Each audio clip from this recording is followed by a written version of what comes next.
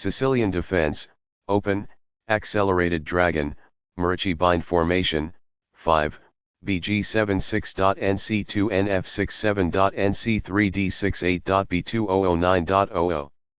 Balanced, neither player ever had an advantage. That game was pretty competitive. Both players had an amazing opening. Sharp games are frequently the result of starting with the king's pawn, since it dominates the center and frees up the bishop and queen on the light squares. The c-pawn in the Sicilian defense controls the d4 square.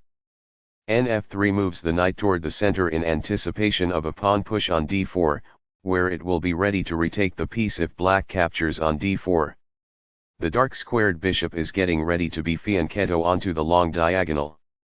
c4 gains space and prepares to develop the queen's knight behind the c-pawn.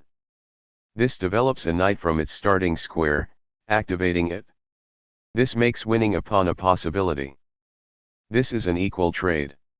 Recaptures. This poses a risk of winning a pawn. nc3 controls the d5 square, advances the knight toward the center, and protects the e4 pawn. d6 allows the light squared bishop to develop and controls the e5 and c5 squares. By positioning the bishop on a potent diagonal, this fianchettos the bishop. By doing this, a bishop moves out of its beginning square and into the action. Castling gets the king to a safer square, out of the center of the board, while also developing a rook.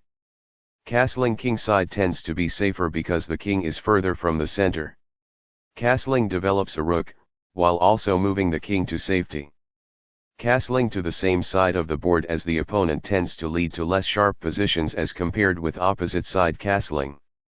It is the last book move. Balanced, neither player ever had an advantage.